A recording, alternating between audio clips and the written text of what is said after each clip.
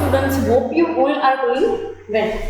Previously તમારું BBA semester 1 એના micro ઇકોનોમિક્સની અંદર આપણે યુનિટ 2 એનું ચેપ્ટર 2 ડિસ્કસ કરતા હતા, થિયરીઝ ઓફ સપ્લાય. બરાબર, એની અંદર આપણે કેટલી બધી વસ્તુ જોઈ લીધી કે factors affecting to supply, no supply, then we had move to the particularly supply schedule, as well as આપણે એ પણ જોયું કે ચેન્જીસ અથવા તો શિફ્ટ કેવી રીતે આવે છે.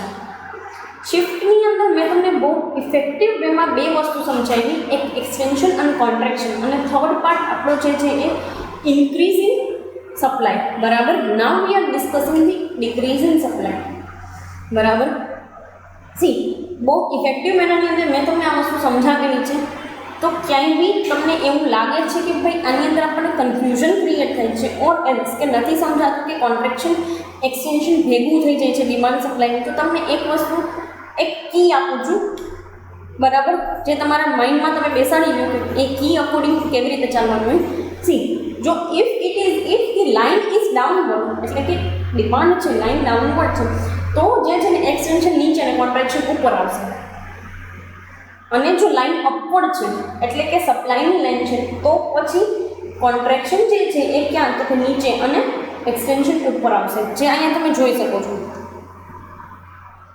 એટલે સિમ્પલી યાદ રાખી લેવાનું, બુકમાં દોરીએ લેવાનું. આ રીતની લાઈન છે ને ડિમાન્ડની લાઈન, તો અહીંયા ઉપર આવશે કોન્ટ્રેક્શનની નીચે એક્સટેન્શન આવશે.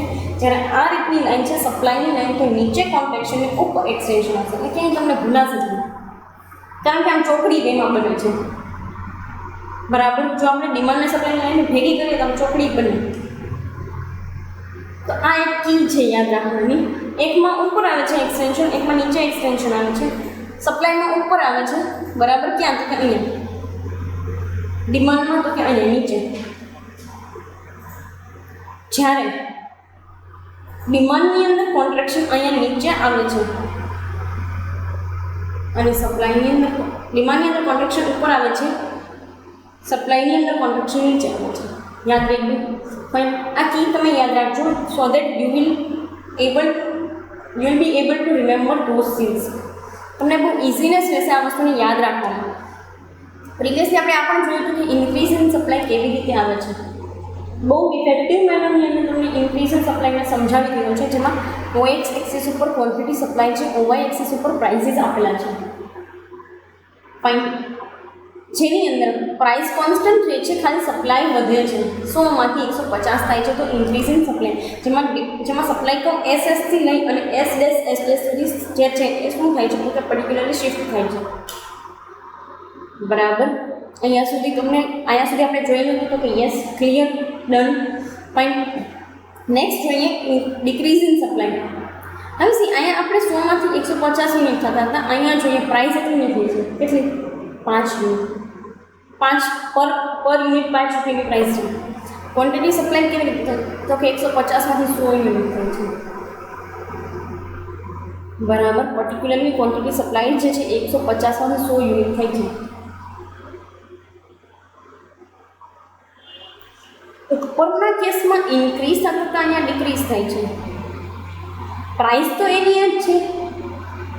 હવે અહીંયા તમારે 5 રૂપિયાની પ્રાઇસ આપેલી છે, OX એક્સિસ ઉપર ક્વોન્ટિટી સપ્લાય ડાયટ છે 100 અને 150, પ્રાઇસ તો એની જ છે કોન્સ્ટન્ટ. તો એક સ્ટ્રેટ લાઇનની અંદર આવશે યસ. સપ્લાયને 100 સાથે આપણે કનેક્ટ કરીએ તો કેવી રીતે બને છે, તો કે અહીંયા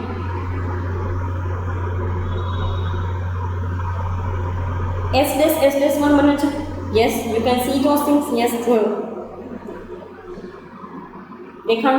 બરાબર, હવે અહીંયાથી જે છે એ આપણે SS થી લઈ એટલે કેવી રીતે, તો કે 150 SS બને છે. યસ, દેખાય છે. યસ, જુઓ અહીંયા. બરાબર, આ 150 થી લઈ અને 100 સુધીનો જે કાંઈ પણ જે છે એ લેફ્ટ હેન્ડ સાઈડ સ્પાન આવે છે. અહીંયા કેવી રીતે, તો કે રાઈટ હેન્ડ સાઈડ સ્પાન આવતો હતો તો ઇન્ક્રીઝ, લેફ્ટ હેન્ડ સાઈડ આવે છે તો ડિક્રીઝ. અહીંયાથી લઈ સેન્ટર પોઈન્ટથી લઈ અને રાઈટ હેન્ડ સાઈડ સ્પાન આવે ને તો ઇન્ક્રીઝ, લેફ્ટ હેન્ડ સાઈડ આવે તો ડિક્રીઝ. આ વસ્તુ કી છે, યાદ રાખજો. ખાલી તમારા માઇન્ડમાં યાદ જ રાખવાની જરૂર છે, પછી તમને આવડી જશે. ઓટોમેટિકલી તમને ખબર પડી જાય કે વધે છે ને આ બાજુ ધાતું, ઘટે છે તો આ બાજુ. ફાઇન. સો સ્પાન જે છે એ ઓપોઝિટ સાઈડ જાય છે અહીંયા, આ તમારી મેઇન લાઈન છે 150 વાળી. અહીંયાથી ઓછું થઈ અને 100 સુધી જાય છે, બરાબર. તો તમને આપેલું પણ છે ડિક્રીઝ. અહીંયાથી લઈને આટલો ભાગ જે હશે અહીંયા તમે સ્ક્રીન ઉપર જે માઉસ પોઈન્ટ જોઈ શકો છો ને, જ્યાં તમે ભાગ બતાવે છે કે એસએસથી લઈને એસડેસ સુધી જાય છે, તો ત્યાં સુધી ફાઇન. અને એ મેનરની અંદર જ તમને આપેલું છે. You can see here price જે છે એમનું કોન્સ્ટન્ટ રહે છે અને 150માંથી 100 યુનિટ જે છે ત્યાં સુધી ડિક્રીઝ આવે છે, બરાબર. You can see those decrease. Yes. હવે બેની અંદર શું છે તો કે આવો સ્પાન જે છે ને એ તમને એવું લાગે કે મેડમ કયા રીઝનથી આવતો હશે. રીઝન તો મારે તમને દેવા પડે ને સ્પાન માટેનું. તો જોઈએ કયા રીઝનથી સ્પાન આવે છે. સી ઘણી વખત કેવું હોય,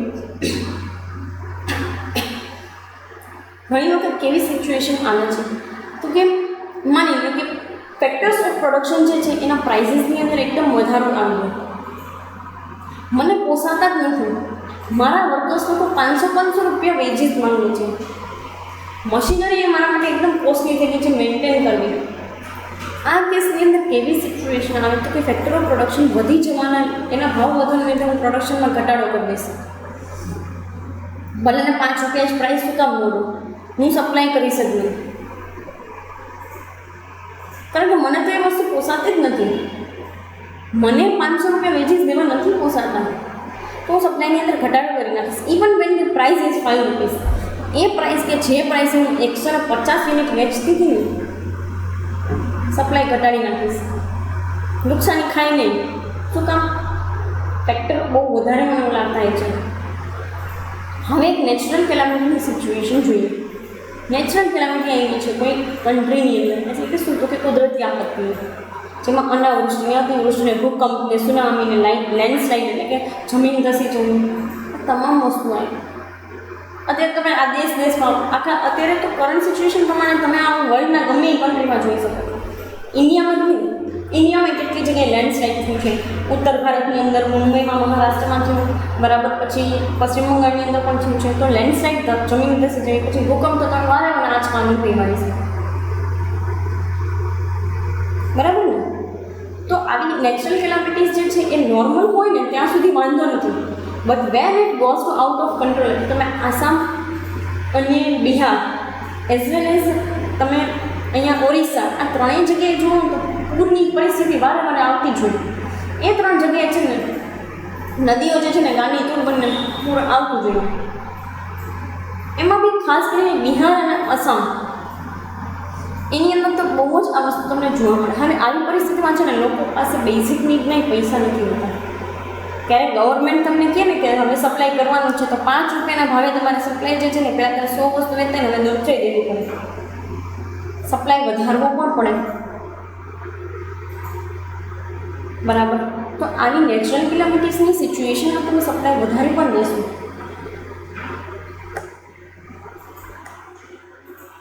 ફાઇન. સો એ કેસની અંદર તમને આપેલું છે this is the increase and decrease supply. ફરી પાછું એક નવું રીઝન ડિસ્કસ કરીએ. તમને એમ થાય મેડમ આવું કેમ કે ટ્રાન્સપોર્ટેશન ફેસિલિટીના પર્સપેક્ટિવથી ડિસ્કસ કરીએ. આ કોવિડ-19ની અંદર ક્યાંય જવાનું જ નહોતું આપણે, કોઈ તમને ઘરની બહાર નહોતા નીકળવા દેતા, તો વસ્તુનું ટ્રાન્સપોર્ટેશન કેટલું ઓછું થઈ ગયું હતું દેટ યુ નો. ટ્રકને છે ને માલગાડી ઉપર ચડાવીને એને લઈ આવતા, ટ્રકની મુસાફરી ન કરાવવી પડે એટલા માટે. ટ્રકના ટ્રાન્સપોર્ટેશનની અંદર લોકોને ન લઈ આવવા પડે ને, લોકો એટલે કે ડ્રાઈવર્સ લોકો ન આવે એટલા માટે ટ્રકને માલગાડી ઉપર ચડાવીને એનું ટ્રાન્સપોર્ટેશન કરે. એવી રીતે ટ્રાન્સપોર્ટેશન કરતા વસ્તુને પહોંચાડે, બરાબર.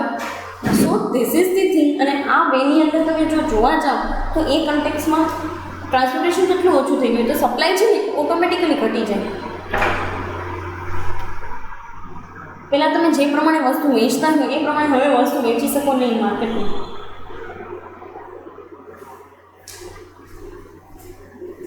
So what is the reasons behind this?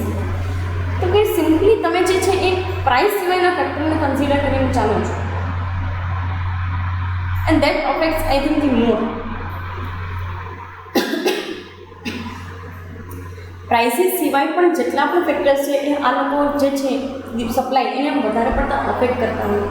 Next તમે એક કન્સેપ્ટ આપેલો છે, તો most and very interesting concept is that joint supply and composite supply. જેવી રીતે આપણે કેમ ડિમાન્ડની અંદર જોયું હતું જોઈન્ટ ડિમાન્ડવાળો કન્સેપ્ટ, એમ અહીંયા તમને જોઈન્ટ સપ્લાય અને કમ્પોઝિટ સપ્લાય આપેલું છે. એક વસ્તુ તમને સમજાવી દો, Y this concepts R given, કયા બેઝિસ ઉપર તમને આ કન્સેપ્ટ આપેલા છે એન્ડ કયા બેઝિસ ઉપર તમે આ કન્સેપ્ટને ડિસ્કસ કરી શકો છો. કે ઇમ્પોર્ટન્સના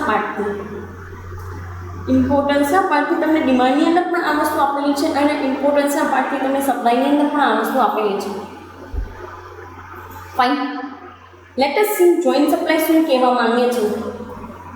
This type of supply is connects commodity with one another.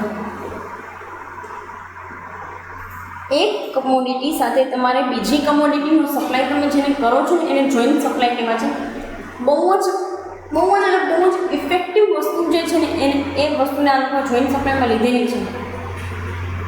કેમ? તમારે મોટર કાર બનાવવી હોય તો વિધાઉટ વ્હીલ થાય ના, તો કે મોટર કાર તમે બનાવશો ને તો એની અંદર તમારે વ્હીલ્સ જે છે ને એનો સપ્લાય જોશે, ટાયર. તો એ ટાયરનો સપ્લાય જે છે એ શું છે તો કે જોઈન્ટ સપ્લાય. મોટર કાર બનાવો એટલે ટાયર તો હોય જ નહીં અને એમાંય સ્પેરવીને આપતા હોય લોકો, તો એક અલગથી this can be known as joint supply. તો કે હા બિલકુલ. પછી જોઈન્ટ સપ્લાયની અંદર એવી વસ્તુ આવે કે માની લો કે મિલ્ક પ્રોડક્ટ્સ છે, એમાંથી કેટલી બધી વસ્તુ બનતી હોય ને. હવે તમે આખી મિલ્ક પ્રોડક્ટ નહીં હોય પછી એમાંથી સેપરેટ કરો તો કેટલી બધી પ્રોડક્ટ બને. દૂધમાંથી દહીં ને છાશ ને પર્ટિક્યુલરની એની મીઠાઈ, આ બધું શું છે તો કે જોઈન્ટ સપ્લાય. એક દૂધનો સપ્લાય કરો ને તો આ બધી વસ્તુનો સપ્લાય ઓટોમેટિકલી થઈ જાય. કેમ? તો કે મેં 5 લીટર દૂધ લીધું, એને હું માની લો કે એની અંદર થોડીક છાશ નાખીને એનું દહીં બનાવો છો તો 5 કિલો દહીં બની ગયું ને. આ જ 5 કિલોમાંથી 2 માની લો કે 5 લીટર દૂધમાંથી તમે જે છે એ 2 લીટર દૂધ સાઈડમાં રાખી દો છો for the consumption of drinking. 3 લીટરમાંથી તમે દહીં બનાવો છો તો સિમ્પલી 3 કિલો દહીં બની જશે. યસ. તો પાછી બંને જોઈન્ટ વસ્તુ, હવે આમાંથી છાશી બને ને. 3 કિલો દહીંમાંથી 2 કિલોની છાશ બનાવો. સો એક જ પ્રોડક્ટ છે, ખાલી સપ્લાય ખાલી મિલ્કનો જ કર્યો છે, દહીંનો કર્યો જ નથી, છાશ નહીં કર્યો, પણ બની તો 3 વસ્તુ. So that is known as the joint supply. આમાં તમને પેટ્રોલિયમનું આપેલું છે કે ભાઈ તમે જે કાંઈ બી પેની અંદર રિફાઇનરીઝને જુઓ છો એમાંથી પેટ્રોલ, ડીઝલ, નેફ્થા, કેરોસીન આ તમામ વસ્તુ છૂટી પડે છે. તો કે હા, હવે એક વસ્તુ જુઓ કે જોઈન્ટ સપ્લાય હોય ને એમાં જે છૂટી પડે એ વસ્તુનું યુટિલાઇઝેશન છે. જોઈન્ટ સપ્લાયની અંદર છૂટી પડે એ વસ્તુની યુટિલાઇઝેશન છે. એટલે એવું નથી કે ડીઝલ ક્યાંય કામ જ નહીં લાગે, કે કેરોસીન ક્યાંય કામ નથી લાગતું, કે નેફ્થાનો કાંઈ યુઝ નથી, છે જ ને. દરેક વસ્તુનો યુઝ કરે છે.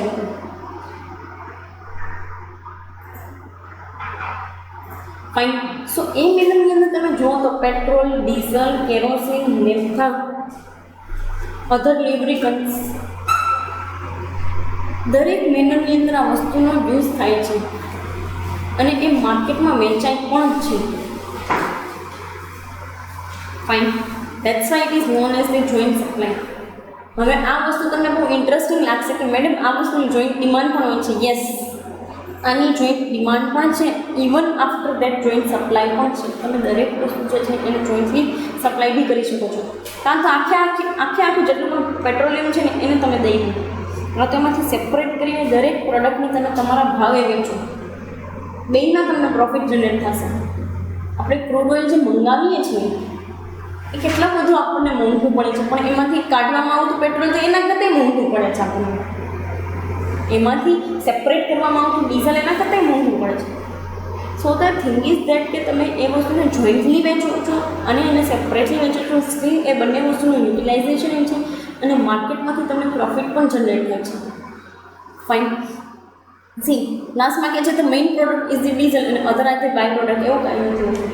દરેક પ્રોડક્ટ મેઇન પ્રોડક્ટ તરીકે પણ વેચાય છે. કેરોસીનનો કેટલો બધો યુઝ થાય છે, બરાબર, લોકો બળતણ તરીકે કરે છે. ભલે આપણે નથી કરતા, પણ જે લોકો પેલી જે ગ્રોસરી શોપ હોય છે, ગવર્મેન્ટ ગ્રોસરી શોપ, બરાબર, જે કરિયાણાની દુકાન ગવર્મેન્ટની, એની અંદર મળતું કેરોસીન આપણે નથી યુઝ કરતા, પણ નાના માણસો તો યુઝ કરતા જ. જે લોકો બીપીએલની અંદર આવે છે અને જે લોકો લોઅર મિડલ ક્લાસમાં છે એ કરે જ છે આ વસ્તુનો યુઝ, અને બલ્કની અંદર પ્રોવાઈડ પણ કરવામાં આવે છે. So this is all about the joint supply. Next તમને આપણને છે કમ્પોઝિટ સપ્લાય. કમ્પોઝિટ સપ્લાયની અંદર બી કેટલી તમને એક વેની અંદર આપેલું છે કે ભાઈ દરેક વસ્તુ કે જે સેપરેટલી અને જોઈન્ટલી, અને જોઈન્ટ કરવાથી એને બહુ એટલે બહુ એને એનો સારો એવો યુઝ થાય, that is known as the composite supply. હવે શું કહે છે, sometimes we have to satisfy our demand by using more than the one commodity and it is known as the composite supply. હવે તમને એમ થાય કે મેડમ આમાં તમે વાત કરો છો ડિમાન્ડની અને છે કમ્પોઝિટ સપ્લાય, એવું કેમ? જોઈએ શું કામ વાત ડિમાન્ડની અને કમ્પોઝિટ સપ્લાય. સી ઘણી વખત કેવી સિચ્યુએશન થતી હોય તો કે આપણે હેર ઓઇલ કરીએ છીએ તો હેર ઓઇલ માટે ક્લેન્ઝિંગની જરૂરિયાત છે, તો યસ.